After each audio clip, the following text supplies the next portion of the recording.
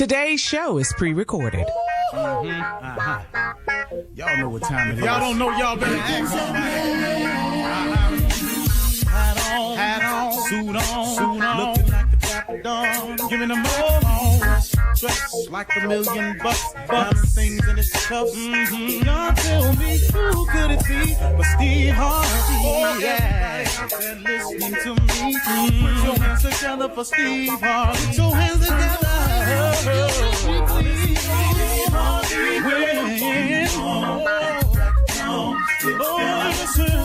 Harvey. Why don't you join? Yeah. Steve Harvey. Get on, y'all. Better give me some eggs right now. Steve Harvey. Yeah. Join me. Come with me, help me say. I'm so afraid to go home. You gotta. Turn it on. Yeah. Turn it on. Steve Harvey in the morning, y'all.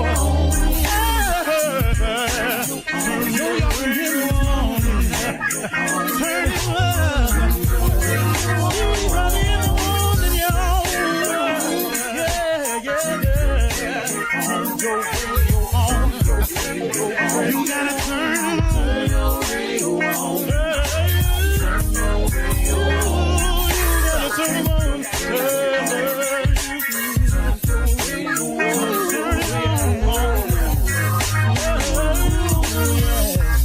Turn them out. Steve Harvey got to turn them out. Steve Harvey turn them on to the morning, y'all.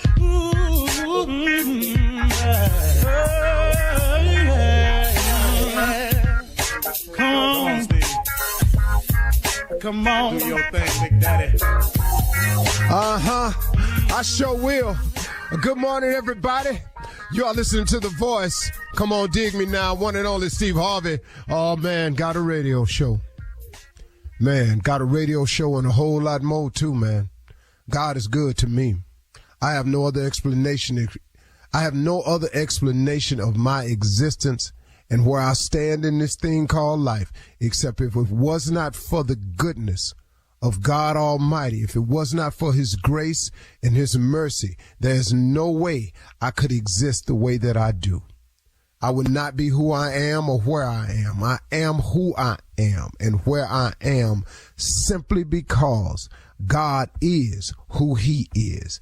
If it was not for God, I would have no testimony for you because I would have failed every single test. Plain, pure, and simple. I can sit here today and tell you flat out that it is purely because of God's grace and mercy that I exist today, because of his favor. See, now, he shows us favor in life because of a combination of things I've discovered. And this is not the whole answer to life. I can assure you it's not. But this is a combination that I've grown to understand better and better. And I wish I had gotten it earlier in my life. But here it is. If you take faith and you combine it with an incredible work ethic, then God has the greatest opportunities to show you favor. That's the best way I can explain success to you from my standpoint. It is the combination of faith and work that produces the most opportunities for God to show you favor. See, a lot of times we want God to bless us, but we ain't doing nothing for him to bless. So now we sideways in the equation a little bit. But see, if you had the faith in God, that God can do anything but fail, that God will get you through, that God will see you through, that the God you serve is the greatest giver of all good things. If you kept that faith intact through it all, and you produced an incredible work ethic, that allows the most opportunities for God to show you favor. See, without that, what you want God to do? See, you can have faith and be sitting at the house watching TV, there's nothing being produced, no opportunities for God to show you favor. And you got to do some things, man, that you are uncomfortable doing or don't feel like doing, or something that don't have the right payoff right in front of your face, with the faith that it'll pay off later on. See, too many people are working for the right now reward. And the right now reward is not how it works. Sometimes the reward is coming later on up the road. But the only way you can know that is if you got to apply the faith. And see, the reason you don't know that it's coming like that, or you have to have faith to believe that it's coming, because faith is the belief in things that you cannot see. That's what faith is. You know, you standing at, let me give you an example. You standing at the crosswalk with a walk sign on it, and the sign flashing on the corner, don't walk. Then the sign say, walk. What do you think your chances of making it across that street is? Well, pretty good. Cause guess what? The signs say walk. You can see the other side. There's other people in the crosswalk walking. So guess what? You strike out blindly. It don't take a lot of faith to get across that street. That's not what I'm talking to you about. I'm talking about the faith, the belief in things that you cannot see. The faith that what I'm doing today, I believe in my heart of heart that God wouldn't bring me this far to leave me, that God is a true and living God, that he keeps his promises, that later on, these things that I'm working towards right now gonna pay off later on. See, too many people want the reward right now. See, that's not the exhibition of faith. If it's the right thing to do, if it's a good thing to do, if it's a just thing to do, see, if it's sin in it, it ain't God. You can just clear it on up right there. You can stop all the wondering if that's his voice talking to you, if it's the right thing to do. If it's sin in it, it's not God talking to you. Kill it. You can shut it down. You ain't got to wonder about it. Go down there and seek revenge. That ain't God. Go tell him off when you see him. That ain't God. Anything that's got sin in it is not God's voice telling you to do it. So you can kill that conversation today. That's how you know. But if you align yourself up, man, and what you're doing is just and right and correct and pleasing in the sight of God, it'll pay off for you later on. And see, here's the best way I can tell it to you. Here's another way. When you're going somewhere, when you're on the road to going somewhere, and you know the somewhere that you're trying to get to. Let's say you've set a goal or a vision for yourself. You know where you want to get to. You got a good idea, and you're on your way to going there. Listen to me. When it gets hard, and it is going to get hard, when it gets difficult, and it is going to get difficult, when it becomes challenging, and it is going to become challenging, when it becomes all three of those things, when it don't look like it's going to happen, don't stop and complain so much. But see, I know he done blessed me, but in the middle of it, man, I felt a little heavy. And you got to be careful when it get hard for you, because you'll find yourself complaining. And when you're complaining, see, what you can't do is you can't complain so much that you forget that the place that you're trying to go to, you actually on your way there still. See, don't get caught up in the complaining and then lose sight of your blessing that's actually happening to you. What really, man, of all the times to register a complaint to God, to sit up and go, hey, man, I wanted to ease back into this thing. Ease back in. Man, you in. It's a tornado whirling around you. You ain't got time to ease back in. You got to go on and jump back in it. It is what it is. To whom much is given, much is required. Always appreciate the blessings. Don't get so caught up in the complaints that you lose sight of the blessings, man. God got a lot for you in your life, man. But you got to have them two things, y'all. You got to take that faith, and you got to apply a crazy work ethic to it.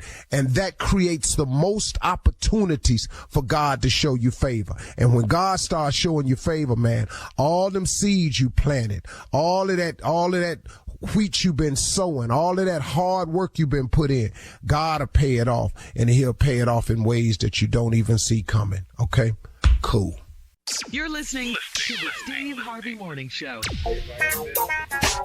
Rise and shine, wake up, wake up, wake up. It is Tuesday morning. That's what it is. It's Tuesday morning. It's the Steve Harvey Morning Show.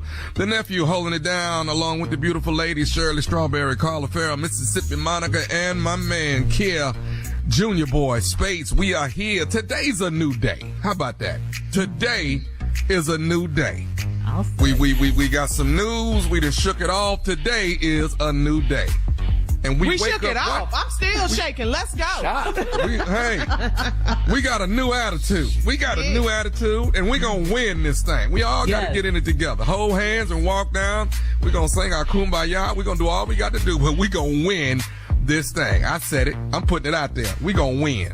Put it in your head, put it in your mind, put it in your spirit, put it in your soul. Get it. And then get out and do what you got to do. That's vote and bring a bunch of people with you. That's all we got to do. We got to keep moving towards the pole. Moving towards the pole. That's all I'm saying. Just keep thinking about the pole. Keep visualizing the pole. Visualize yourself at the pole. And when you get in the pole, when you get in there and you know, it's digital, and click on what you're trying to click on, and there you have it. And pole, P-O-L-L. Yeah, because it sounds like you're talking about another pole. Strip pole. What's happening? No. In the pole. No. Get by the pole. Use the pole. You were sounding all sexy with it, Tommy. Now, when we get through voting at the pole, then we go celebrate. Celebrate at the P-O-L-E. At the P-O-L-E. Okay? However y'all want to do it. But today is a new day. Yes, it is. Today is a new day. So I got a new attitude. I think you said it earlier, Shirley, that you was down when it first happened. Yeah, because I didn't want the president to drop out. Mm-hmm. Yeah. But it's But we're up now. We're up. We got to do what we got to do and win this thing. Beat Trump. That's what we got to do. And you know what else? I'm going to say this. I think it's time. And what I mean by that is I think it's time for a woman.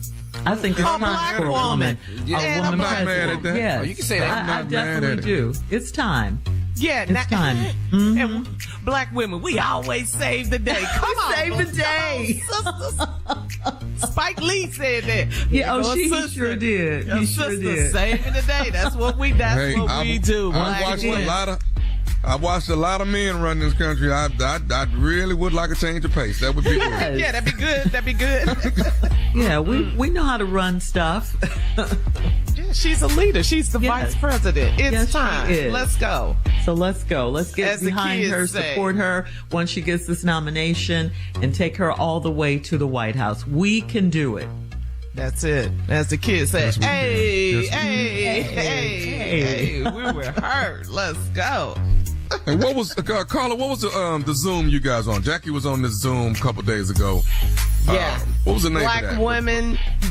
Black women. We have gotten together. It was this big call and strategize. And give away all of our little nuggets. 25,000 on one Zoom. That's big. Yeah, it's 1,000 people.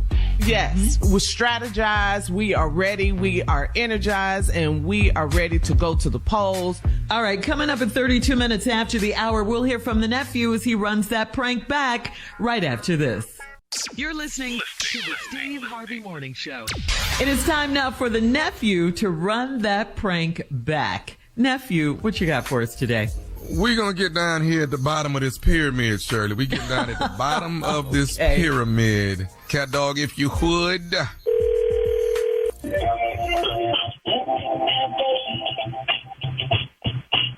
Hello? Hello? Hello? Hello? Yeah, can you hear me? I'm trying to reach Angela. Angela. Hang on just a second. Let me turn it down. Okay, hi. Who are you trying to reach? I'm trying to reach Angela. Is this Angela? Oh, yeah, this she. Hi, Angela. This is Chip. I'm the new camp director for the cheerleading camp for this summer. Oh, hi, Chip. What can I do for you? Just wanted to give you a courtesy call. Your daughter, you got her signed up for 4 weeks with the camp, right? Yeah. For June. Okay. Yep. This is you guys' third year being a part of the camp? Yep. And she's really excited. She loves coming to the camp, and we think it's a great thing for her to be involved in. What's up? Okay. You guys just finished the whole cheerleading season, too. Am I right? The competition season? Yes. Just coming off of that. Right. Okay. Well, we're getting ready for the summer, and everybody's excited about coming out and being a part of what's going on. So here's what I wanted to give you a little bit. Like I said, I'm the new camp director. I was just starting this job. I got a few notes that were given to me about. So I wanted to give you a call and see if I could talk to you about it. A few notes given to you about. Yeah, just a couple notes. I don't think it's anything that we can't make sure is okay. What kind of notes? Well, it's been brought to my attention that some of the parents whose daughters are out there as well, they're going to be there this summer, are a little concerned about her being on top of the pyramid, that she's is a little heavy. Should she? What? Wait. Hold. You calling me about some other parents and said about how big my child is or how much my child weighs? Is that what you're calling me about? What I wanted to let you know is we're going to put as a base, or we're going to put her as a... no, you ain't finna put no base. I done already paid my money. And what you say your name is, Chip? And how long have you been the director? Because I was just up there 2 weeks ago, and they told me that she was going to be in the same position that she was last year because that is what worked. That's the formation that worked. So I don't even know what you're talking about. Supposedly some of the girls are complaining that she's too heavy to hold up. So that seems to be the problem in there. They're not getting a strong enough pyramid. And I'm going to wait a minute. Wait a minute. I know well she ain't the biggest one out there. Have you been out there? My child is not the biggest child out there. When did you start? Because obviously you have not seen these cheerleaders. It is some baby sumos out there. Okay, hang on a second. Angela, I want you to calm down a bit. No, I ain't nobody finna calm down because I done already paid my money, and this that I be talking about. What parents? What parents done said something? Is it Carrie? Ma'am, I'm not going to state who it is, but let's just say it was several. Who are these parents that's got something to say about my child and her position on the cheerleading squad? Because if you ain't finna fuck up no names, then I don't understand what you calling me about. I tell you one thing: when she get out there, I done paid my money. She better not be on no base. She better be in the air. I guarantee you that right now. I've been hanging with these all season, and ain't nobody said nothing to me about and her weight and all this. Okay, Angela, can you hear me? I just wanted you to hear me clearly. I haven't seen these young ladies yet. Once I see them, I will critique what I think. Then you don't even need to be calling me because you ain't even seen nothing. So you calling me with some he said she from some other parents that's been skinning and grinning in my face, and they now one of these saying nothing to me. They done been in my house. We done had parties over here with this competition every weekend, every other day, and they couldn't say nothing to me about my baby. I tell you what, why don't you call your girls on the three-way, Mr. Chip? If you can't call them on the three-way, I got them numbers. I call them on the three-way. Okay. Look, ma'am, all I wanted to do is make you aware of the possibility that she may be a back. Well, thank you. You have made me aware, and I guarantee you that if I bring my big yellow up there and come to the practice, I guarantee you she won't be no base. How much you want to bet on that, Mr. Chip? Look, you're going to quit hollering at me. Now, I told you I would try to take a look at these girls, but I tell you what, your daughter's going to be a base or she's going to be a back support, whichever I decide she's going to do. Who in the do you think you hollering at, Mr. Chip? That's not how this gonna go down.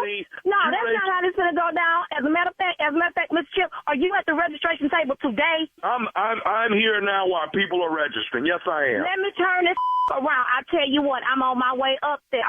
Why don't you and them parents that's been complaining? Why don't all y'all come to the table and we gonna have come to Jesus meeting about where gonna be for this coming up season? Because I'm not gonna tolerate this. I done told you, I done paid my money, and this how it's going down. That's gained weight. What is it to you whether gain weight or not? What does that have to do with her cheerleading? Do you agree that probably bigger than most of the girls on the team? It's not bigger than most of the girls on the team. Monique's daughter is bigger than and she wasn't no base last year. They hyped up so she gonna get up too. We all just gonna be big and plump up in the air. I done turned around and I'm headed to your little registration table, so you better be ready. You better be ready. Before you get here, there's something else I need to tell you. You ain't gotta tell me a thing. All you gotta do is have you and the parents around that table when I get there, because I'm on my way up there right now. Then y'all can say all y'all got to say in my face. Okay, well, I want to, before you get here, I just want to let you know. Oh, man, what? This is Nephew Tommy from the Steve Harvey. Who this is on this phone? Wait. Hold on. What did you just say? This is Nephew Tommy from the Steve Harvey Morning Show. Oh. Oh, be God. Oh, Lord. Who put you in? Rochelle. There's another parent named Rochelle. She told me y'all are good friends out there. So she want to prank call, huh? All right, we're going to see. The season start. I'm going to hide her daughter uniform. She ain't going to be able to perform if that will be looking for hers. How about that, since y'all want to prank call me? Oh, man. Hey, let me ask you something, baby. What is the baddest, and I mean the baddest radio show in the land? None other than the Steve Harvey Morning Show. And there you have it. That's it. Come on, cheer, Mom. Cheer, Dads. Go to the polls. Let's vote. We could talk about foolishness. We can talk about politics, but we're going to put the crazy in there. We got that covered. We're not leaving this poll. I'm telling you that. Get in there. Yeah. All right, nephew. Thank you. Coming up next, it is Ask the RTLO. You're listening to the Steve Harvey Morning Show. Coming up at the top of the hour, we'll have journalist and political commentator, our friend, family member, Roland Martin. Roland will be our very special guest, and we're going to talk to him about all things that are going on right now. And you know, if anybody knows, it's going to be Roland Martin. But before we get to that, right now it is time to Ask the RTLO. And Junior, here we go. You guys ready? Ready. All right. This is from Rashonda in Paramus. Rashonda says, I've been with my boyfriend for 4 months, and he took me to his mom's 60th birthday party. His mom was on the dance floor drunk and twerking. I love that she was having a great time, but she seems a little ghetto. He was yelling for his mom to turn up, and I was shocked. Does this mean we're not compatible? Well, no, baby girl. I mean, Mama turned 60. Mama letting her hair down. Let Mama have her fun. It's her 60th birthday. All right? So, yeah, Mama got a little tipsy. It's okay. Let Mama get loose. Everybody's there for Mama. We celebrate Mama's birthday. All you got to do just be observant. Just be observant. Don't judge. Okay? So when you get your man back by yourself, don't go in there with your mama. Why? No. Just let Mama have it. Okay? Now, if you see Mama again, all right, and she twerking again, you know, if she at church twerking, you know, then we got an issue. All right. But as of right now, Mama cool. Let Mama have that. That's her one day. Everybody get turned up on their birthday. Let her have that. Yeah. Rashonda in Paramus is scared about this family. She's scared. It's gonna be Junior, all right. what you got? Well, I know one thing, Shirley. This party was live. I know that. If Mama twerking and she seen ghetto, she drank it, and then her son right behind her. Turn up, Mama. Turn up. Do it, Mama. Get it, Mama. You 60, Mama. It ain't just Mama ghetto. It's like the whole party ghetto. That's what this seems like. It's a good party. Why does it sound like Anthony Anderson and his mama? Why does it sound like that? It do sound like that. Sound like a good time. Yes, all right. It does. So she shouldn't be worried that they're not compatible. No, don't worry about that. Okay. All right. Okay. All right. Moving on to nobody even twerk no more. Your mama dog. Come on, man. Let's polls and twerk with Mama. Everybody go vote. Don't be judging Mama. Just work at them polls. Ashley in New Orleans. I didn't even know you could do that. Before I let Ashley in New Orleans says, my husband and I have a queen bed, but he acts like it's a twin, and he's all up on me every night. It's too hot for all that, so I put a long body pillow between us. He thinks I did it to keep from having sex. How do I convince him that it's not? That's not it. Oh, that long body pillow. I know what you're talking about, too. That's nice. That's nice. When you can throw your leg over there on that thing. That's nice. Yeah. Ooh, that's comfy. But yeah, he feel like you done drew the line now. So you just got to, you know what, make your man comfortable. Pull that body pillow out the way. You know, show your man some love. And then when y'all get through with that, put that body pillow straight down the middle. All right, we through. Don't cross this line tonight. Do not cross this line. I done gave you what you need. Don't cross over this line. That's all. That pillow, I like the body pillow, honestly. Okay. Now, I've been known to cross over it because, I be all up on the jacket. I'm known to cross over it. But, yeah, little body pillow, I get it. A little separation. Mm-hmm. It works. Junior? It works. Well, I just say, might as well, if you want to just let him know, so you want to convince him, just have sex on the body pillow. That's what it's there for. Don't let that stop you. Just go have sex on the body pillow. What are we waiting on? If how do I convince him that it's not? Okay, well, put the body pillow in there. Y'all use the body pillow. That's what you do. That's all right. Moving on. That visual, I'm trying to get that visual out of my head. That pillow in the way, though. I don't know how Junior using this pillow, but that pillow I don't know, Go eat. You got to figure out something. He's Get got creative. an active imagination. Yeah. Moving on to Torrance in Louisville. Torrance says, I have an ex that we call Dee Dee and a cousin we call Dee Dee. My fiance took my phone and tried to block my ex, but she blocked my cousin instead. My cousin told my family that my fiance blocked her, so now they think my fiance is crazy. She's not crazy. How do I fix things with them before I marry her? We got to get some new nicknames. That's how this is. It's too many people name the same thing. We gotta get some new nicknames. You gotta be somebody. You gotta be Keisha. You gotta be something else. Cause that's how you got deleted. That's all it is. We just gotta sit the family down. Let's have a little family understanding that this was an honest mistake, but we got to change these names and let's just figure out a new name for her. It's time for new nicknames. That's all it is. Okay. Keisha, Kiki, Riri. Y'all shouldn't want to be Diddy. No, that Diddy, that sounds too close to Diddy. You don't want to be Diddy. It's Diddy. I know, but it sounds too close to Diddy. I'm just saying, take that. I'm telling you, don't want to be that right now. Oh, you got that out of that. All right, Junior, what you got? Yeah. Did he? Yes, he did. Sound it out. Junior, come on. Yeah, I just say, to make this easy, can't one just be DD1 and DD2? Can we just do that? No. Then you gonna fight over who won and who two? Well, never mind. I don't know what to tell you about your ex. Why is your ex in your phone anyway? What you doing talking to your ex? Question. That's a good why question. Is she in there? Should be just cousin Dee Dee in here. Now you got your ex in here still, and you finna get married? Oh no. That's what I like. No, you can't do that. You gonna be back by yourself single. That's what happened. Lonely Dee Dee. All right. Lonely Dee Dee. All right, moving on to Serena in Augusta. Last one, guys. It's the last one.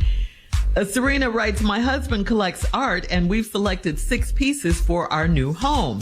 He wants to add a few more pieces, but they don't go with our decor. He said, I don't have an eye for art, but those paintings will not be in my house. How do I tell him that? Oh, this is hard. Every couple go through this. Somebody wants something up on the wall. Somebody don't want something. Me and Jack have had this argument right here. Oh, you What's have? gonna make it work? Yeah. And I always lose. So, listen. Of course.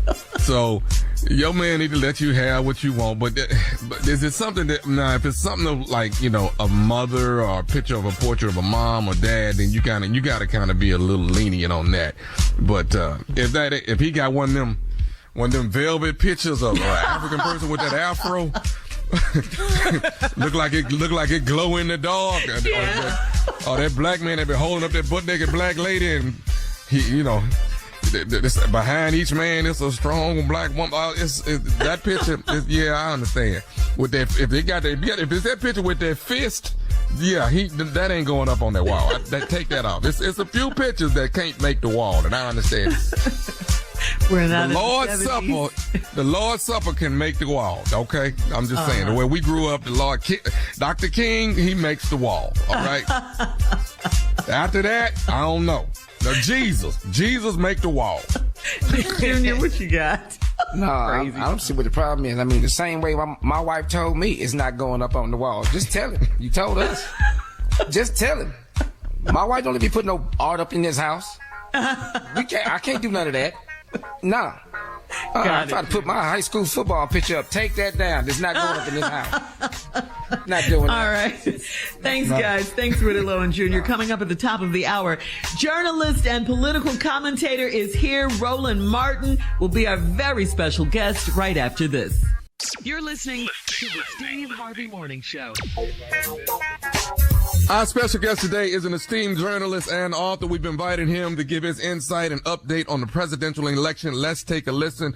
The one and only, my man, my colleague, put your hands together, Roland Martin.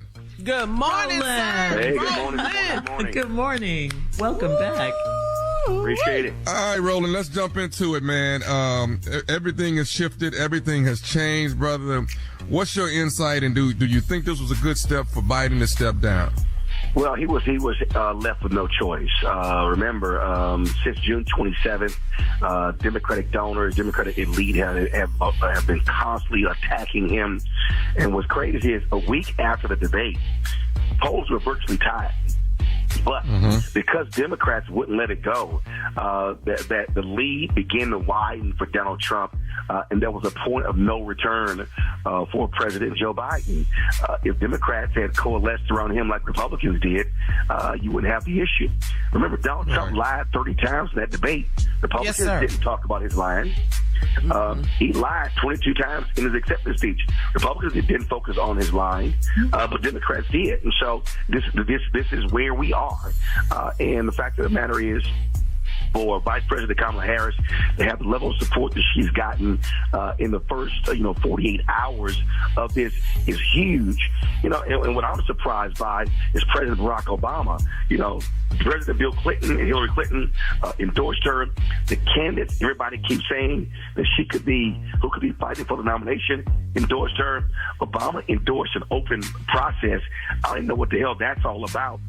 And I think what's going to happen is he's going to look up and realize that was a mistake, because the party and the base is quickly saying we are backing this sister for president.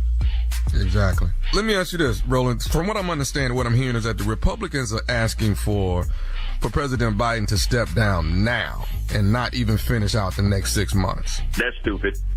That ain't happening. Thank you. That's stupid. That ain't happening. Still the president. And so you knew that was coming in terms of, in fact, it's interesting. I even had some Democrats call me and folks to try to convince me that, well, it would be better for Vice President Harris if Biden stepped down from the presidency and then she could run as an incumbent. I said, fool, do y'all understand how the stock markets would respond? Do you understand how world leaders will respond? Do you understand that then the House, the Republican-led House, would then be one holding hearings for a vice president? I said, she can't run the country and run a re-election at the same time in a short window. Then they were like, yeah, that's a good point, Roland. We ain't thought about that. Right? Man, what are y'all thinking about? But no. But Biden is not stepping down. And so all those Republicans who are saying he should resign the presidency, they can all go to hell. Exactly. Tell us how you really feel. Simple as that. Well, when you own your own show, your own network, you can say what you want to say.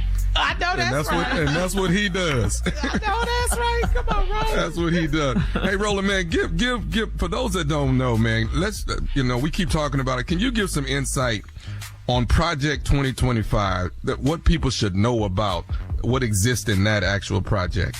Project 2025, which we are calling hashtag Trump's Project 2025, is one of the most evil plans that I've ever seen. If you can imagine every crazy thing the hard right has ever wanted, it is in Project 2025. Black people over-index as federal workers. They want to require and all federal workers take a MAGA loyalty pledge. And if they do not pledge to MAGA, they will be fired. That's a lot of black people.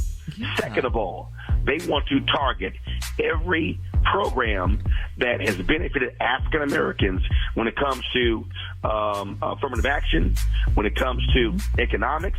They're targeting everything. They strongly believe in anti-white racism, that this is a problem in this country, and so they want to advocate anti-white racism, which we all know is an absolute joke. It is a 1,000-page plan, and this is when you know it's real. Donald Trump has spent so much time saying, I don't know what this is.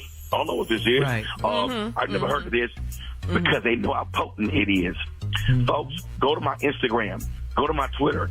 I've been posting videos, posting graphics about the things that they want to do. And I'm telling you, and listen, my voice is hoarse, but listen.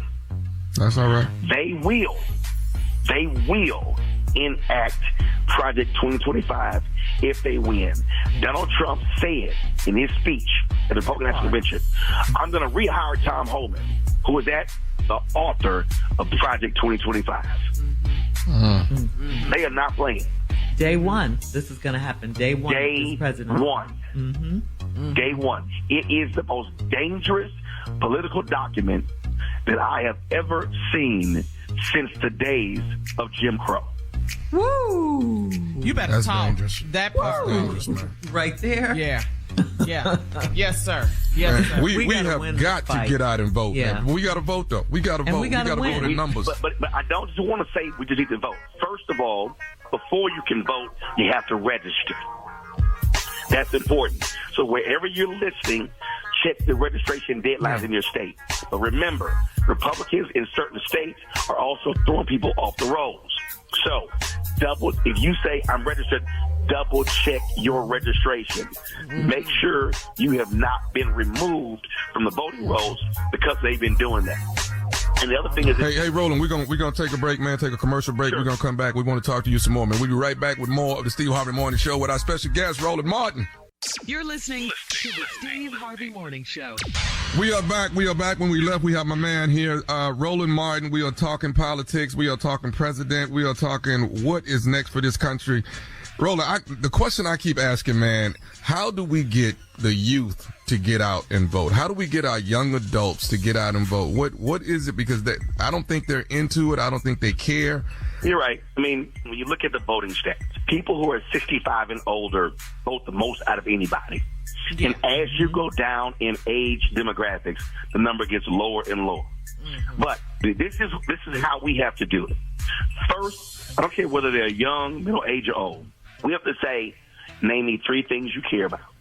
And when they name those 3 things, we have to explain to them that the presidency, the House, and the Senate, governors, state reps, state senators, city council members, county commissioners, school board members, judges, DAs, all of those people play a critical role in whatever the 3 things they care about. We have to then explain to them that when you sit at home, that's actually a vote. So therefore, you're leaving your power at home. When Harold Washington became the first black mayor of Chicago, 85% of all eligible black voters voted. Yep. Folks, we have to understand part of the problem that we're seeing is we're leaving our power at home. If we hit in every city 70% of our numbers, we can sweep elections. 2022, 50,000 fewer black people voted in Milwaukee than 2020. Had those 50,000 people voted in Milwaukee, Mandela Barnes, a black man, would be the United States Senator and not MAGA Ron Johnson because he only lost by 26,000 votes. We have to understand basic politics, and that is you have to first have power to wield power. And you cannot have power unless you turn out and vote. Now, if somebody says, well, you know what, I got issues with Kamala Harris. Okay, fine. Sit down and write the 10 things I care about. And then say, where does Kamala Harris and where does Donald Trump come on those 10? And whoever gets the most yes that align with you, that's who you vote for. But we have got to stop complaining about this issue. Had a young person say, man, I ain't voting because it don't matter, but I'm going to protest. That means you just going for a walk in the park. You cannot call for policy changes unless you change the politicians. So we cannot check out of the process.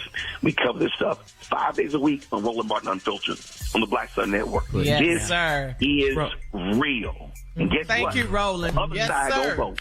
Roland, we love you, your insight, all of that. We really thank you, Roland. You always got the knowledge and wisdom, man. I appreciate you stopping in with us, brother. Check your vote status at iwillvote.com. Yep. Okay. We're going to holler at you again soon. All right. Appreciate y'all. Calling you back. Appreciate definitely calling you back. All right, man.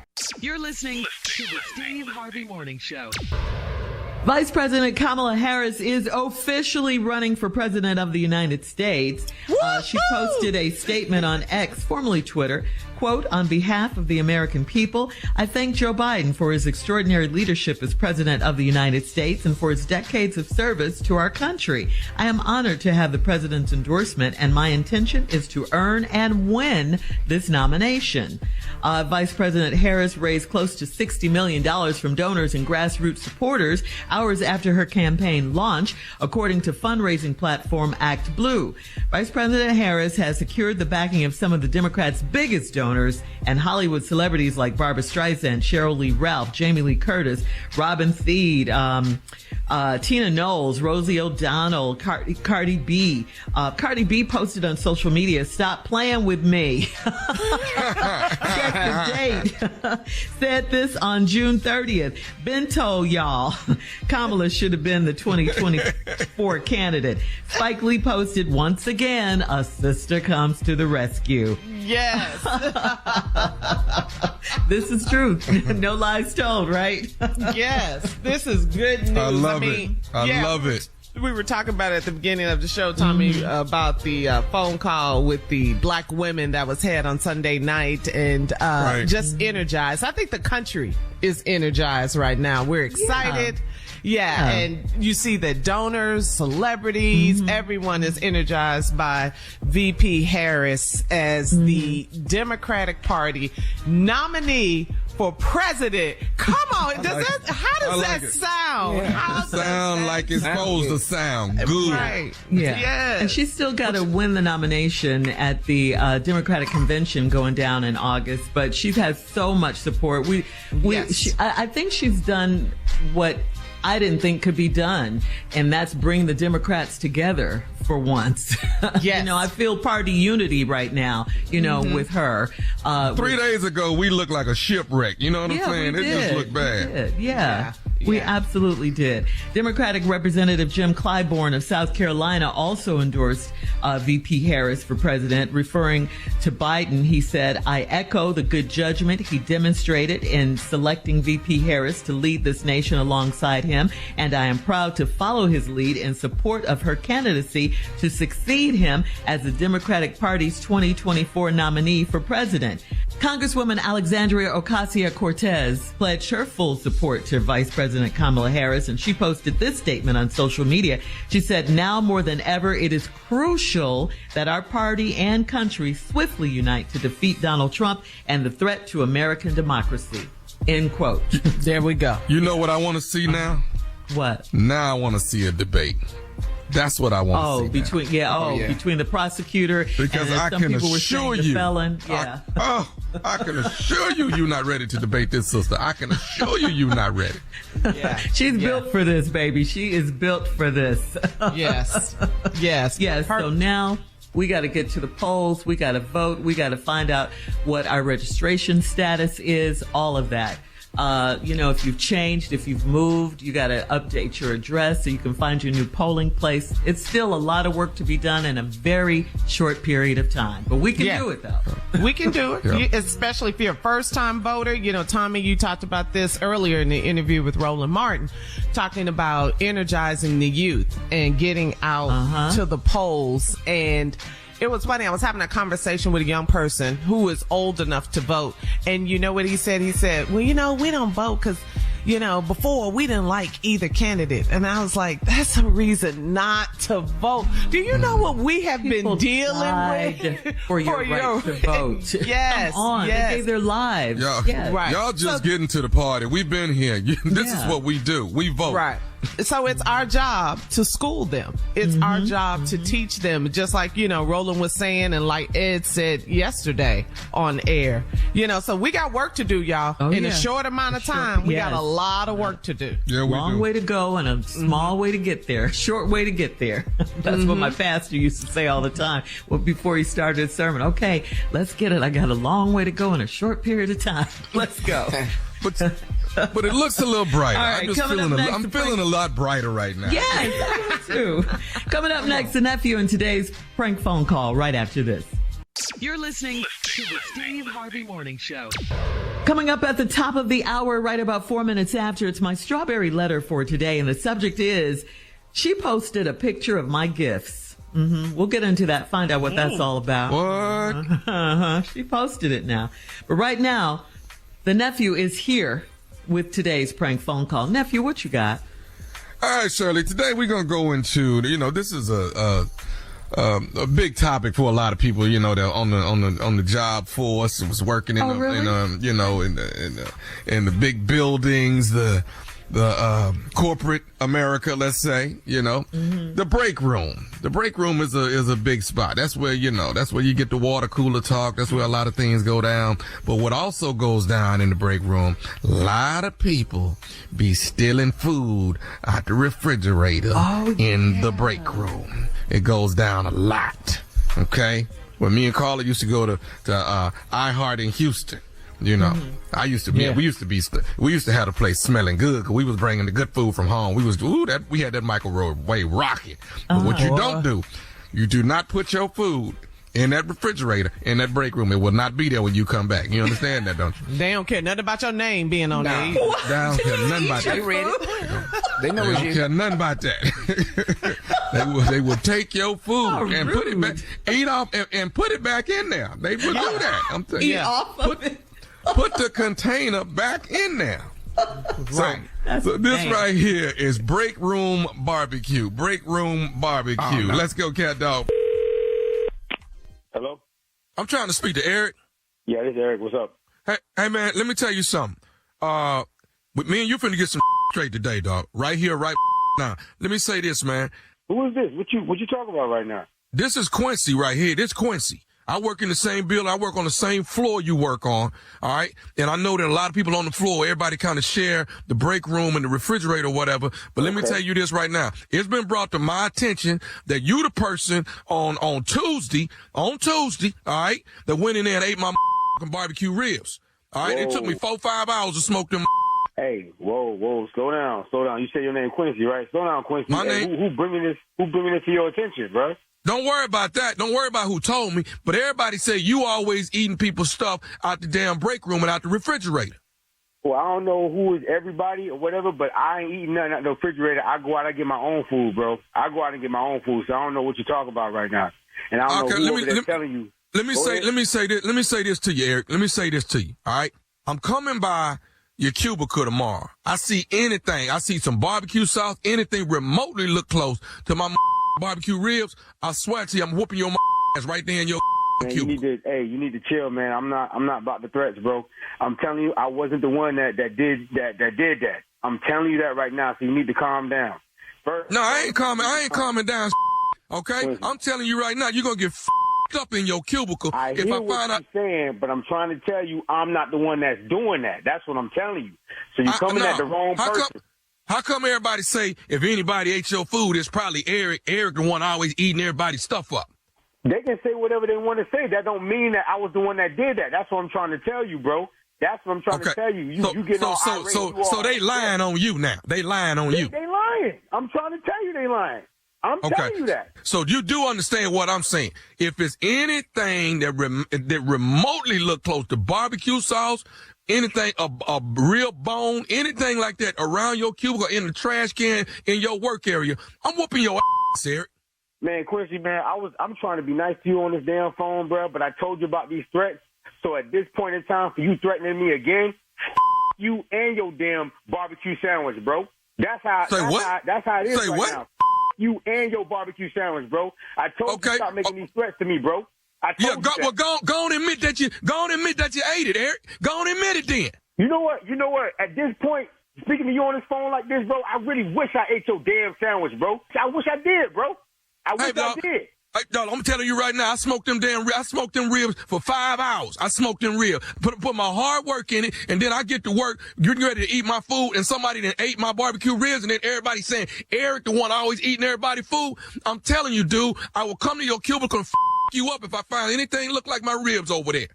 That's like the third threat you done gave me, bro. Yo, that was good, bro. That was good as I'm so glad I took that. Damn, I'm so glad. Oh, so you admitting it now? Now, I'm telling you what you want to hear, Quincy. That's what I'm doing right now. I'm telling you what you want to hear. Okay. That's your tomorrow. That's your tomorrow at the cubicle. I'm telling you now. Nowhere. We working in the same building, right? I ain't going nowhere. You know what floor I'm at. I ain't going nowhere. Was good. I don't know who you are. I don't know how you got my number, bro. But we even gotta wait till you get up there to my floor. We can get this cracking in the lobby, bro. In the lobby, you can get your damn ribs broken. Your ribs, not the ribs that you cooked on that barbecue. Your ribs. We can get it cracking right. It's whatever at this point, Eric. It's whatever. It's whatever. Obviously. Okay. It's, you know what? Matter of fact, I'm gonna let Deshae know what's up. Deshae?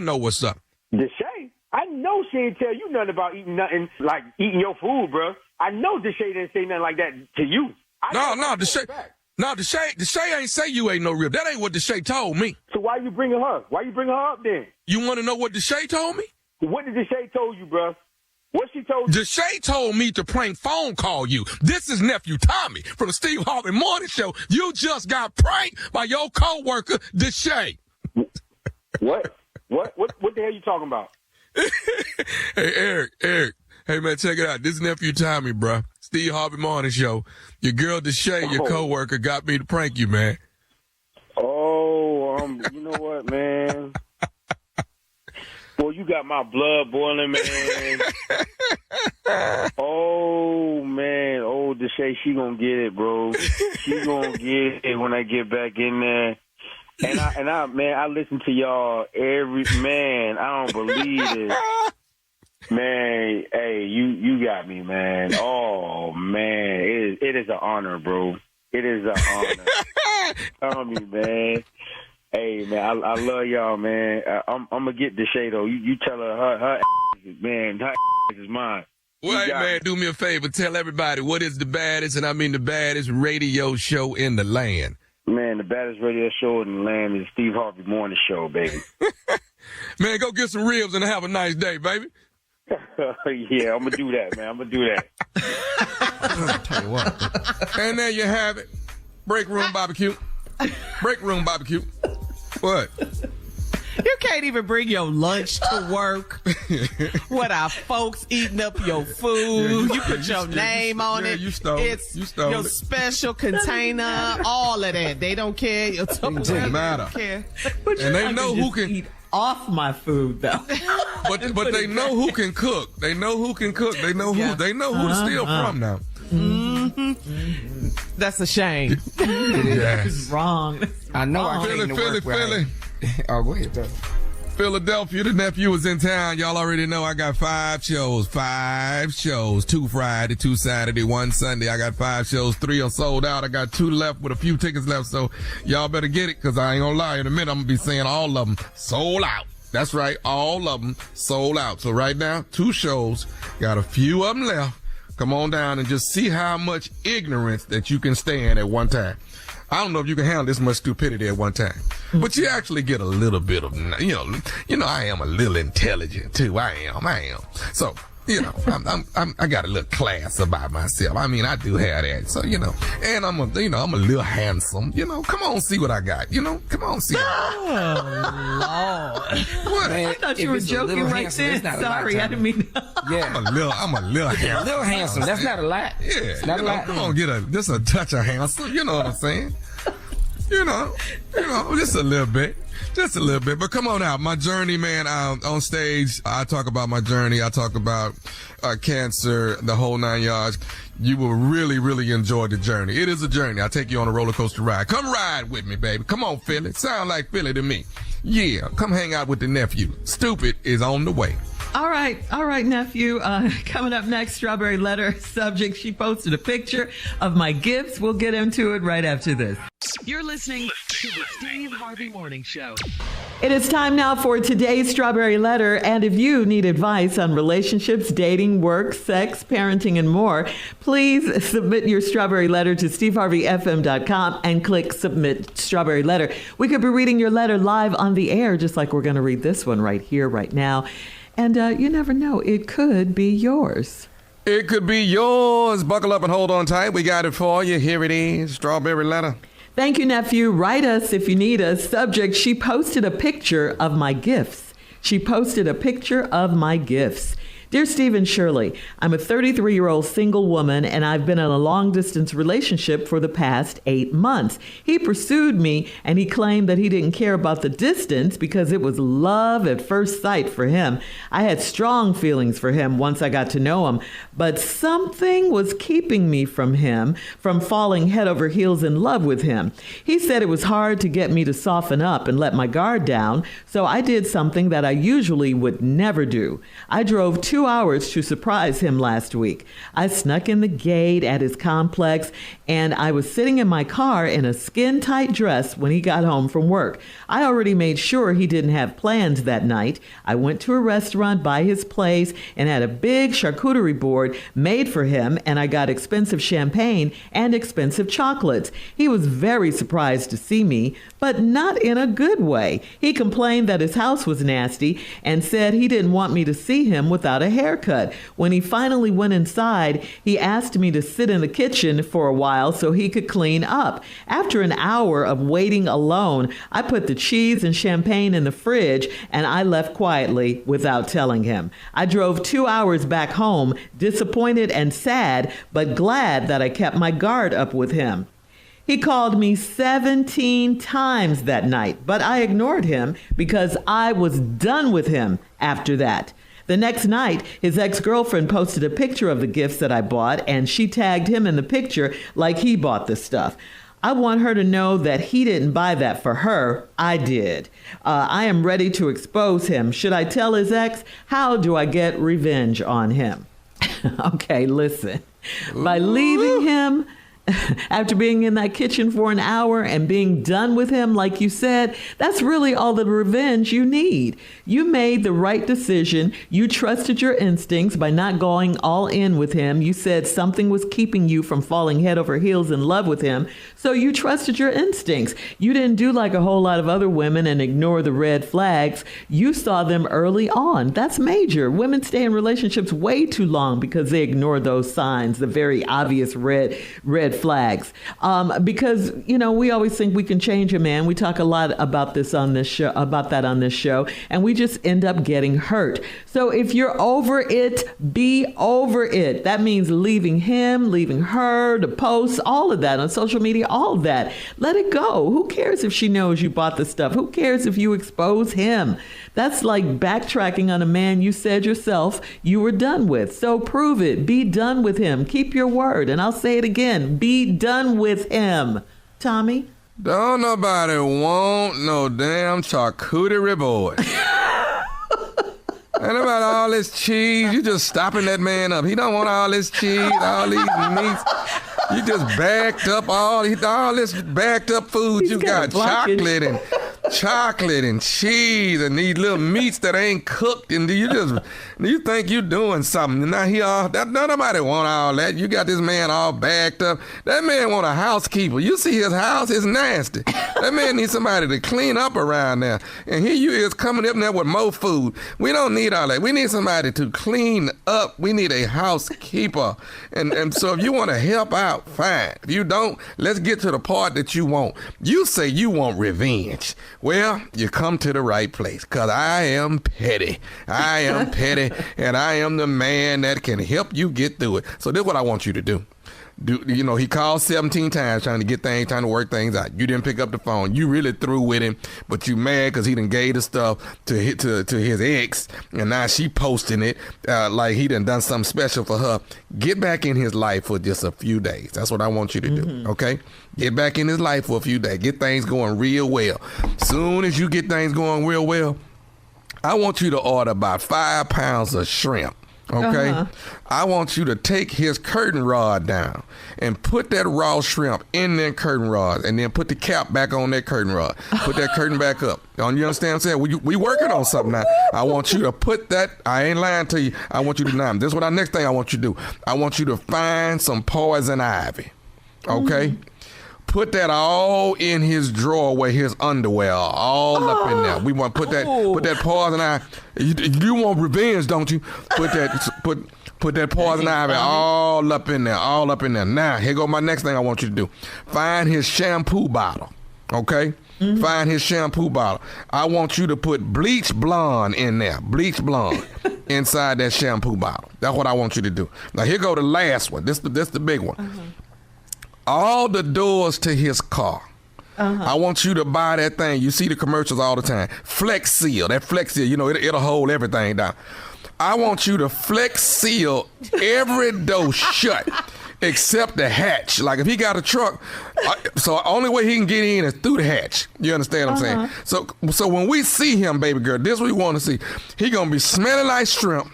He gonna be scratching. He's going to be scratching because he got that poison ivy in his drawers.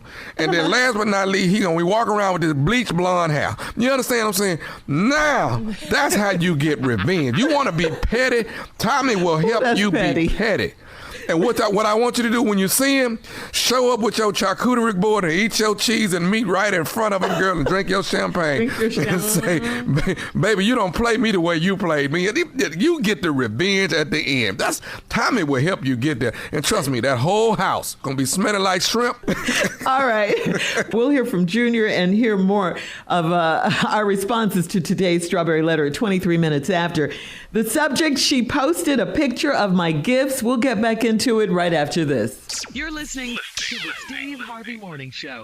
All right, guys, it's time to recapture today's Strawberry Letter. The subject, she posted a picture of my gifts. This is written from a woman who's 33 years old. She's single. She's been in a long-distance relationship with a guy for the past 8 months. He lives about 2 hours from her. She said he pursued her. It was love at first sight. She wasn't head over heels in love with him because just something was keeping her from that. She didn't know what it was, but something was keeping her from that. He told her it was hard because she had her guard up. So, she tried to soften herself up a little bit. She drove 2 hours to surprise him. She snuck in his gate at his complex. She had a charcuterie board. She had some cheese, some champagne. She had on a skin-tight dress. She knew he didn't have anything to do that night, so she was at his house when he got home from work. He was surprised to see her, she said, but it wasn't a good surprise, not in a good way. So he asked her to come inside and sit in the kitchen because his house was nasty and he wanted to clean up. She said she sat in that kitchen for a whole hour. After that, she left and she said she was done with him. Then she looked on social media and some woman had posted the gift she brought for him on social media, thinking he bought her the gifts for her, and she wants to expose him. This woman wants revenge, so she wants to know, should she tell his ex, and how does she get revenge on him? I said, leave him, be done with him, like you said. Tommy said, put some shrimp in his shower rod. Put some poison ivy in his underwear and put some Flex Seal on his car doors, okay? And the shampoo bottle. We got to have that bleach blonde. You got to have that bleach blonde. That's how you get revenge. Junior, what you got? Well, I guess I got to go with Shirley and Tommy because I don't know how to get revenge on cheese and crackers. I do not know. I have no idea how we come back on cheese and crackers. You know what? The crazy part about this is, Carla, that's not the issue. I need to know how you sat in there and ate the cheese and crackers in the nasty house. That's what I need to know. How you just sitting there just putting cheese and crackers and meat on top of a cracker and you just bite it and don't say nothing about the shirt, the shoes, the filth, the dishes in the sink, the ring in the bathroom tub. You don't say nothing about none of this. And you got to sit in the kitchen. You're supposed to eat this in your own car. You're supposed to just leave. That's why. And then how you going to overlook the lady that's eating your cheese and crackers? She is not the ex. She is currently doing this. She is current. Current. Yes. That's what this is. Right now. In the Shirley told you, hey, go ahead and do what you said you was going to do. You said you going to leave the man. Yeah. You didn't want him. Mm-hmm. Let him have that cheese and crackers and that cheap bottle of champagne. We don't even care. Yeah. She said expensive champagne and chocolates, though. She said that. When have you seen expensive champagne in a nasty house? When? When have you seen that? That don't go together. None of that. Man, I'm telling you, I go to Tommy's house. Tommy got all kinds of great stuff, but Tommy's house ain't nasty either. No. See that? It fit. Carla got great stuff at her house, but the house ain't nasty either. Shirley got great stuff. Mom got great stuff, but the house ain't nasty. You sat there, bit this food off this charcuterie board, because I can't even say it. I can't even say it. You bit these cheese and crackers and salami. That's all. And sat there in the nasty house in the living room. For an hour, for a whole 4 hours. What's it called, Junior? The charcuterie thing. Spell it, Junior. CHCATO. The report. Man, y'all know what this is. I don't know. I ain't never had one. All mine was hog head cheese on a cracker. That's all I know. I ain't seen this before. And the fact you can sit there. You can sit there. But Junior, he called her 17 times. What did he want? What was he trying to tell her? What did he want? Obviously, he called her to try to come back. He just finished cleaning the doggone house. That's why. It took him all that time. Wait, where you leave? I did all this work. I just got through vacuuming. I just finished. I got the lines in the rug right now. Come on back, You got baby. to come back and see this. That right there. That charcuterie. Yeah, how you say it? Charcuterie. Okay, come back and eat the charcuterie boy with me. I just finished cleaning this whole house. Girl, I didn't dust it. You don't leave me after I done finished dusting. I love those lines in the carpet, though. Yeah, you gotta have a line. I did all this. Man, that house was filthy. Yes. That house was nasty. Yep. That's why it took so long. Why was the house so nasty? Because he's just by himself. She 2 hours away. If she lived there, it wouldn't look like that. But he by himself. She could have ate that all the way back home, to be honest with you. I don't think she ate it because she had on a skin-tight dress. You ain't got to stop at Buc-ee's or nothing. Just eat that all the way home. Yeah. And clearly you overdressed for the house. You really did. You really overdressed for that damn house. You did. You put on way too much. You could have just put on a jogging suit and just walked in there. You could have needed worn a biomedical suit. You needed something white on. You need the same thing they got to talk to President Biden in. The same thing. You need the same outfit. For the nasty house. Okay. Yeah, you need some gloves. You need a bunch of stuff, but you don't need a sexy dress. You did that. Thank you. Once again, you've outdone yourselves. Post your comments. Boy. Good job. On today's Strawberry Letter at Steve Harvey FM on Instagram and Facebook, and check out the Strawberry Letter podcast on the free iHeartRadio app. Free never sounded so good. You can download it today. Coming up at 46 minutes after the hour, he's back. Junior with Sports Talk right after this. You're listening to the Steve Harvey Morning Show. Well, Junior, you partied so much over the weekend. Yeah, we had a great You had to time. take the Birthday day was off. outstanding, man. Thank y'all all, man, for all the birthday wishes, and thank y'all team for calling me and let me know, man. I posted it too, man. You did, man. I saw it, man. It was just it's really good to know you still here, man, and blessed to still be here. Birthdays getting to be a lot more different for me. They starting to mean something now. They really starting to mean a whole lot more now. You know, man, and I mean, I wasn't sick. I was healthy, man. My best friends flew in. They didn't tell me, man. They threw me a cookout. It was lovely, man. Great birthday. So good for you, man. And then when you got friends that's crazy, they don't tell you nothing. They just walked in my house. I didn't even know how they got in. They walked in and just sat down. I was on the deck. When I looked back in the house, I said, why is he in my kitchen? They in there just making food, everything. Hey, man, what's going on? Where did you come from? Like, dog, it's a long way from Dallas. How y'all get in here? That's good. Man, my nephews was here, his sons. They all came, all three of them.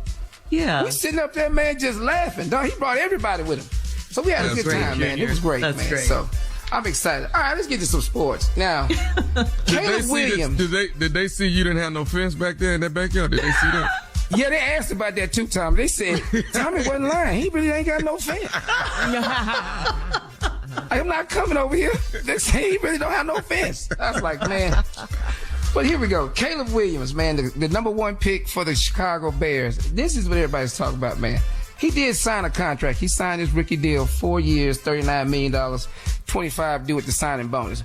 But some of the requests, some of the requests that he had in his contract was really crazy. Like personal time off. He want PTO.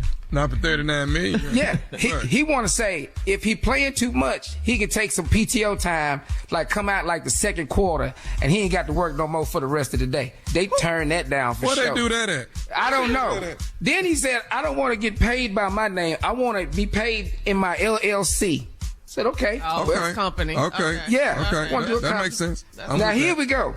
He wants the Chicago Bears. Remember, he wants Chicago Bears to hire his mama as the team counselor, so he can go in there and talk to her anytime he want to. I like that. And my mama gonna pray for all y'all. She gonna lay hands on all y'all. Hey man, hey, love that. I love that. That's what he want. He want to be able to go in there at work and see his mama. And the last thing he asked for, he want his nail tech, because he get his nails painted before every game. He want his nail tech to have a coaching clearance. So now we on the sideline, doing that, getting a gel manicure and before the game. Hey, dog, you going to have to really step it up this week. What is you really doing, dog? These are some of the requests that he has asked for.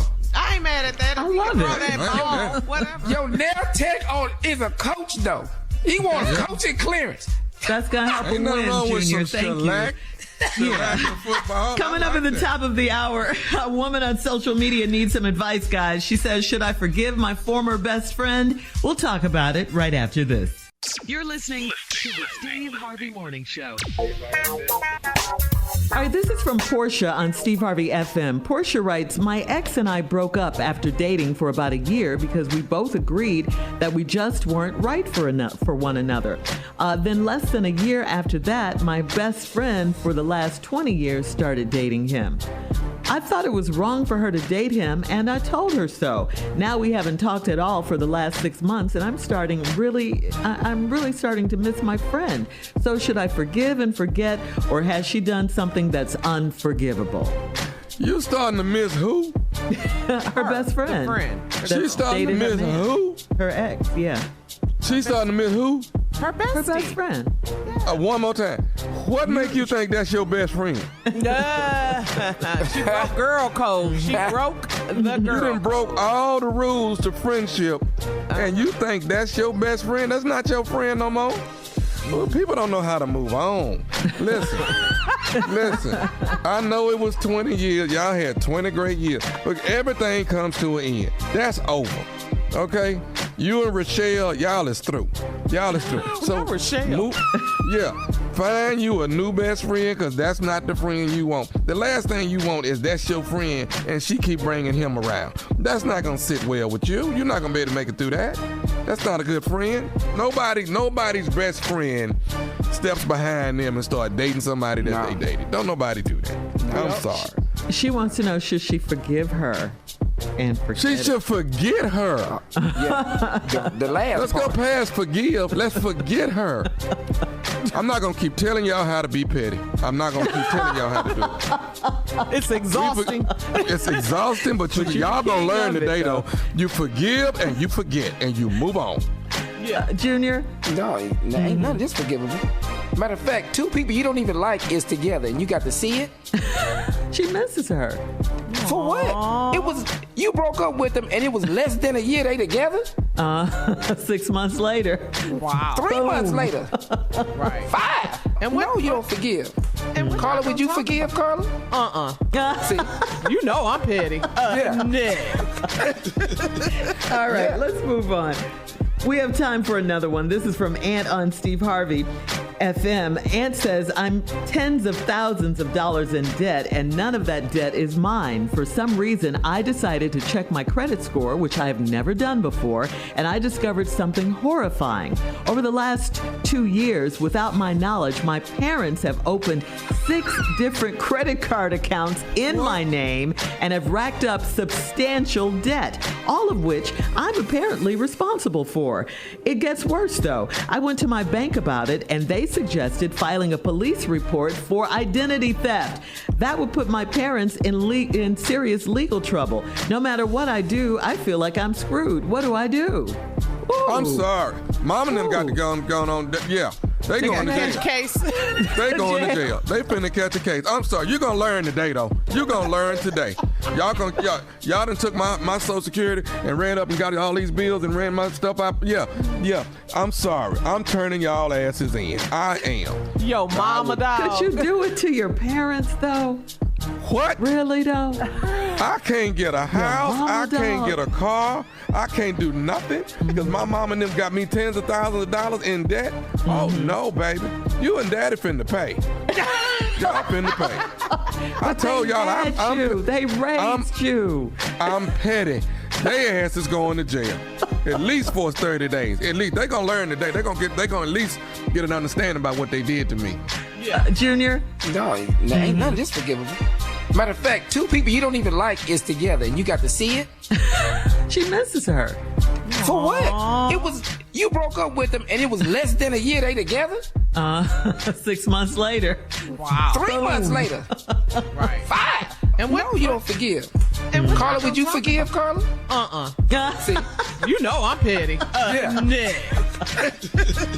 All right, let's move on. We have time for another one. This is from Ant on Steve Harvey FM. Ant says, I'm tens of thousands of dollars in debt, and none of that debt is mine. For some reason, I decided to check my credit score, which I have never done before, and I discovered something horrifying. Over the last 2 years, without my knowledge, my parents have opened 6 different credit card accounts in my name and have racked up substantial debt, all of which I'm apparently responsible for. It gets worse, though. I went to my bank about it, and they suggested filing a police report for identity theft. That would put my parents in serious legal trouble. No matter what I do, I feel like I'm screwed. What do I do? Ooh. I'm sorry. Mom and them got the gun on. Yeah. They going to jail. Case. They going to jail. They finna catch a case. I'm sorry. You're gonna learn today, though. You're gonna learn today. Y'all done took my Social Security and ran up and got all these bills and ran my stuff out. Yeah. I'm sorry. I'm turning y'all asses in. I am. Yo, mama dog. Could you do it to your parents, though? What? Really, though? I can't get a house. I can't get a car. I can't do nothing because my mom and them got me tens of thousands of dollars in debt. Oh, no, baby. You and daddy finna pay. Y'all finna pay. I told y'all they raised you. I'm petty. Their ass is going to jail. At least for 30 days. At least they gonna learn today. They gonna at least get an understanding about what they did to me. Junior, I want to hear this one. I'm just shocked at six different credit cards. That's all you worried about? I just got myself out of debt from my parents about 2 years ago. They've been running bills up. Man, I had a water bill. I had a mortgage at 9. I had a mortgage at 9. I didn't even know nothing about it. And you worried about 6 different credit cards. Boy, I had a light bill, everything. I was learning multiplication with bills. That's what I was doing. At 9. I was worried about 6 different credit cards. That's nothing. That ain't nothing. I love your family, Junior. I love them. More of the Steve Harvey Morning Show coming up at 20 minutes after the hour, right after this. You're listening to the Steve Harvey Morning Show. Attention, Steve Harvey Nation. According to globalcitizen.com, young people play an important role in elections. Research suggests that if young people voted as much as older citizens, elected officials would be more likely to prioritize the policy issues that are more important to them. Young people make up more than 1/3 of eligible voters, which means they hold a lot of power if they exercise their right to go to the polls. Generation Z, people between the ages of 18 and 23, are also more ethically and racially diverse than previous generations. A single vote can make or break an election. Over the past 2 decades, more than a dozen races were decided by a single vote or ended in a tie. If enough people vote in your district or county, your ballot can increase your preferred candidate's chances of winning an election and help get policies passed that reflect your values and your community needs. Go to whenweallvote.org to register to vote now. Tommy, you were talking about that earlier with our special guest, Roland Martin. Yeah. All I keep talking about. If we can get the youth If we can get the youth to vote, it will definitely change the whole outcome. If we can get the youth out there, man, if we can get them out there in droves, all these college students, people like my daughter's age, 19 years old, and she was with us. She did her first vote with us. First time vote. First time vote. That was beautiful. Yep. Let's go, baby. Yep. To the polls. All right, guys. Coming up at 33 minutes after the hour, we will play a round of Would You Rather right after this. You're listening to the Steve Harvey Morning Show. It is time now for a round of Would You Rather. Would you rather have to always say everything that pops up into your mind, or never be able to say what you feel? Which one? I'm just gonna say everything. I'm gonna hurt a lot of feelings, but I'm just gonna say everything. Everything. I ain't gonna have no friends by the time I know that's right, but you fire off though. I'm gonna be can't firing them soften off the though. blow. You can't. Just Yeah, we ain't have no what comes up comes out. Junior. Yeah, same thing every time. Yeah, we just got to say everything pop in my mind. I'm not. In fact, it's some relatives I've been wanting to say something to. I ain't said how I felt to them yet, but I'm gonna say something. I love it. All right. Would you rather give up air conditioning and heating for the rest of the year, or would you rather give up the internet for the rest of the year? AC and heat. For the rest of the year. I live in Texas. To hell with that internet. I got to be able to breathe. We got to have some air. No, you know how much humidity in Houston, Texas? Oh, Lord, no. So I ain't got no. So you mean tell me I ain't got no air conditioner or no heating, but I'm on for TikTok. The rest of the year. I'm on TikTok just sweating. You on the gram. I'm on the gram just sweating. Yeah. It ain't worth it. No, it's not worth it. No. All right. Would you rather give up being married? Or would you rather give up your career? Ooh. What? You know. Ooh. Let me hear this. Ooh. You know. Oh, man. I've been married to this career longer than anything. You know. That's not what I thought you were going to say. Listen, Jackie know. Come Jackie on, know let us know the real you. Jackie know I love her to death. Jackie know that. Jackie know. But we're gonna have to let this marriage go. I mean, we just go together.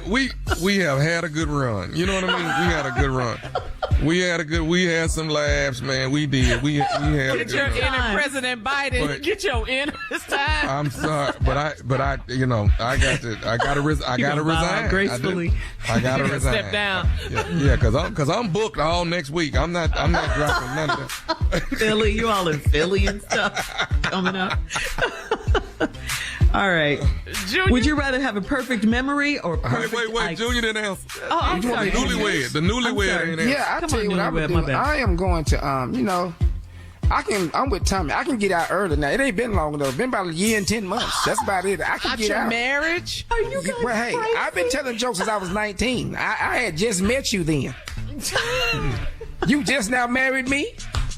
Yeah. So You might be up on annulment. Yeah, we should get this a no. Yeah, there you go. I'm shocked by you guys' answer. I really shocked. What? shocked by you guys' answer. I ain't got no money. All right. That's today's round of Would You Rather. Jesus. Coming up at 49 minutes after. It is our last break of the day. Oh, we want to say thank you to Roland Martin, too. And we'll close out the show right after this. You're listening to the Steve Harvey Morning Show. All right, guys, here we are. Last break of the day on this Tuesday. Wow, this day went by pretty quickly for us, huh? Yep. Thank you, everybody, for listening. Good day. Yeah, I'm kind of all over the place a little bit. One of the things I want to do in my closing is because I was on IG the other day. This white minister came on. I have no idea what his name was, but he was talking about prayer. It was really, really important what he said. It really struck a nerve with me. He said, when most people pray, 80% of their prayers are based on needs. You know, a need for healing, a need for financial assurance, a need for help, a need for reassurance, a need. And he says that he wasn't judging that. That's important. He say, but when you constantly go to God with your needs, which he wants you to do, and that's all you do, you remove an important element. He said, if you would turn your prayer around and make 80% of your prayer about gratitude, and then 20% for what you need, because you do need prayer to help you with life challenges and setbacks and life's decisions even. But he was saying when you spend 80% of that based on that, you remove so much gratitude from it that you don't allow for your mindset to be accepting of God's will and what he's done for you. I'm paraphrasing what he said that helped me understand it. And I was thinking about it, and I thought about how true that was, because oftentimes when we pray, and I know I'm guilty of it myself, I spend a lot of time in my prayer telling God what I want and what I need. And I mean, in terms of understanding his presence, decisions I got to make, goals and aspirations I'm trying to reach. And I always open my prayers with gratitude, but I may not be spending enough time with the gratitude aspect of it is what my takeaway with what this guy was saying. And I just wanted to offer that to you all as a thought to start thinking about spending more time in whichever way you pray with being more grateful for what you have. Because I've said this a million times, the more grateful you are, the more grateful you are, the more things God will give you to be grateful for. That's a true thing. So it's just a thought starter just for people to think about in terms of praying. Don't forget the gratitude aspect of it. Don't forget to, spend a large portion of what you're praying about, to be in terms of gratitude. It just makes a lot of sense. I have so many things to be grateful for, and I don't think I spend enough time talking to them about all those things. So I just wanted to share that with you all this morning, just something for you to might want to think about. That may work for you, that may not work for you, because I do understand the need factor, especially when you need so many things that I don't know who else to ask for. So I'm kind of taking what he said and understanding too that there is a great need that you should go to him for everything. But I just think that just be a little bit more of a balance with the gratitude aspect of it. I just wanted to share that. Those are my closing remarks. So you feel me, everybody, yes, team? Yeah, everybody good? Yeah, for sure. Absolutely. Yeah. Absolutely. I totally agree, man. Totally. Yeah. Because I think we all do that. So, we pray for what we want, And I like what you said about the gratitude. Yeah. I know I do. I do a lot. Yeah, me too.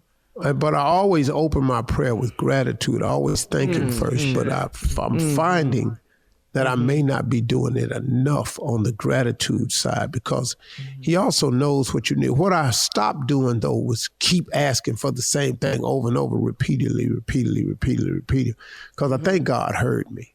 And I think he's sending the blessing if I just have to stay in peace and patience now and wait on to see what he's got to do. Yeah.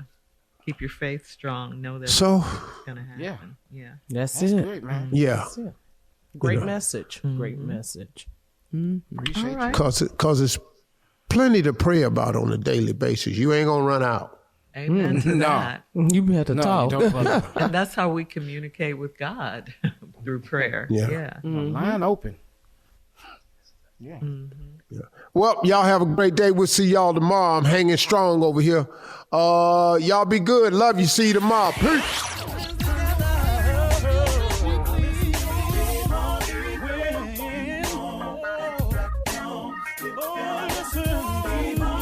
For all Steve Harvey contests, no purchase necessary, void where prohibited. Participants must be legal U.S. residents at least 18 years old unless otherwise stated. For complete contest rules, visit SteveHarveyFM.com. You're listening to the Steve Harvey Morning Show.